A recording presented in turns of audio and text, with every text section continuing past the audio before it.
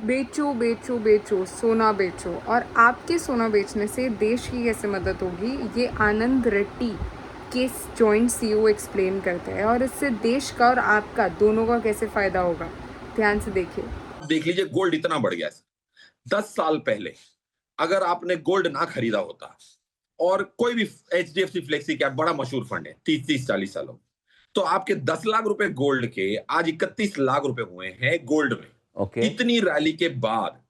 और HDFC flexi cap में 58 लाख हुए हैं, राइट। निपॉन स्मॉल कैप में 10 लाख हुए हैं।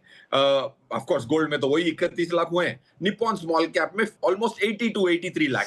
ओ। अब आप अगर 6 महीने में देखेंगे तो नहीं हो सकता। तो अब मैं ये कह रहा हूं कि हमारे क्लाइंट जो है 13,800 क्लाइंट है। मैंने हमारी कंपनी में 401 रिलेशनशिप मैनेजर है, अगर आपके दर्शक ध्यान से सुने। हमने ये मुहिम ठानी है कि मैं मोदी जी के या देश का 1% प्रॉब्लम तो सॉल्व करना ही चाहता हूं। हाँ। अब हम अगले 1 महीने में हर क्लाइंट से एक विनती करने वाले हैं, 100 ग्राम गोल्ड बार या जो बेचना है बेच। अच्छा, बेचिए। देश के काम।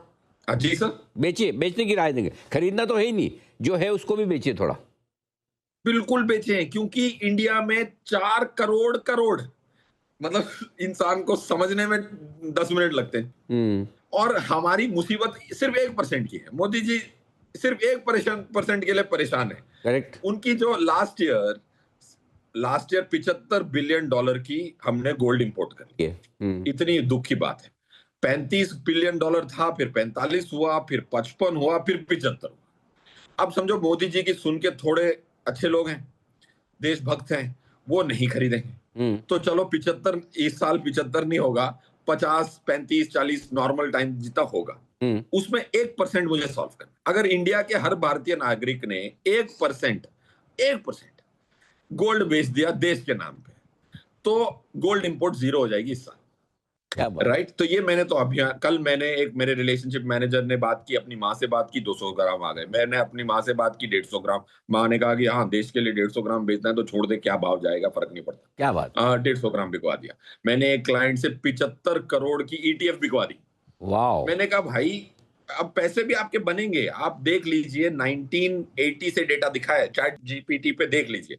10 साल की रोलिंग रिटर्न एवरेज आई है 4.1 इन डॉलर टर्म्स। रुपये का डेप्रिसिएशन जोड़ लीजिए, 8.4% is the 10 year rolling return of gold. एक बार बहुत अच्छी रिटर्न आई है, 20% की रिटर्न आई, बट 20 से ज्यादा नहीं आई है।